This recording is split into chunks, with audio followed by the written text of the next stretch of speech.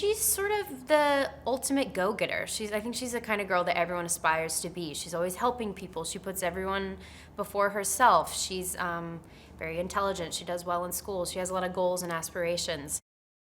Olivia starts seeing Truth or Dare and getting asked Truth or Dare. I think there's a moment where she's like, am I slightly losing my mind? But then I think she starts to believe what Carter said, that the game is real and it'll find you no matter where you are. But it takes a lot of convincing on Olivia's part to convince her friends of what's going on. And then things start happening to them, and then they're kind of all in it together. The game will find you at your most vulnerable moment, find your deepest, darkest secret or your biggest fear, and it'll use that against you. For instance, Olivia has been holding this huge secret against her best friend, Marky. Everyone has fears and doubts about themselves and burdens that they carry, and the fact that something bigger than yourself could force them out of you against the people you love the most, at least I know that would be terrifying for me. He's a love triangle between Marky and Olivia, who are best friends. He's Marky's boyfriend, but he's also kind of the more rational, kind of stoic, like plan of action guy. He's always trying to think of a plan. He's trying to save everybody. These dares and these truths are life-shattering. Like, some of the truths can tear best friends apart from one another. So the game is really just trying to mess with us and tear us apart and ultimately kill us. He sees on the wall, Truth or Dare, Lucas. And at first I think it's my friend setting me up. But then I don't see them. You know, they're nowhere around me. And then I start getting the question burned into my arm. And if that's not enough to convince you that the game is real and that it wants to kill you, then I don't know what it is. She is your typical badass girl. She loves her friends, and she'll do anything to find out what's going on and why everyone's dying and how they can make it stop. She's best friends with Olivia, and she's dating Lucas. Carter convinces us all to play Truth or Dare, and it seems harmless. You know, we're exposing each other's little secrets, and it's fun and it's fine, but little do we know, the game follows us back. As the game goes on, the truths and dares get way more intense. The first dare for Marky is pretty intense, having to break someone's hand, but it gets worse and worse throughout the movie. Truth or Dare is about a group of friends in college going on their last spring break together, their kind of last vacation as a group of friends before they kind of split off and go out and do, you know, their lives.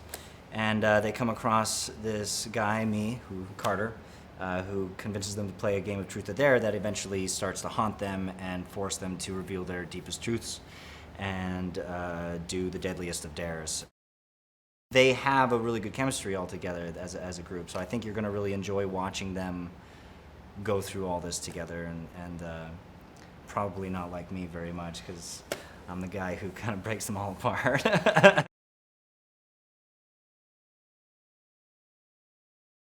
You can only do 2 truths in a row, and if you get your turn and 2 people before you have already done truth, then you have to choose dare, and that is specifically terrifying because dare usually means that you're going to hurt someone or yourself. Truth or Dare, everyone plays that game. Everyone. You've played that game growing up. Like, there's not one person in this world who hasn't played Truth or Dare. Imagine if that followed you for the rest of your life. That's terrifying. You don't want to play that game for the rest of your life.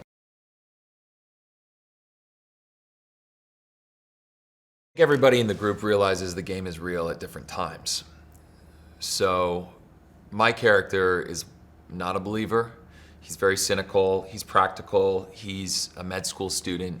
Tyson just is not buying it. It plays on everybody's fear that they'll have to admit something they don't want to admit or do something that they really don't want to do. I love working with Jeff because he really makes you a part of everything.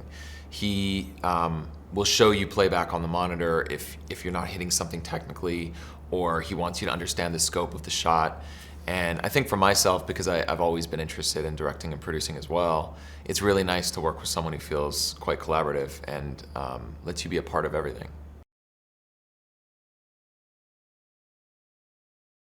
If two people had truth in a row, the next person has to do a dare. So truth doesn't even become an option for the third person.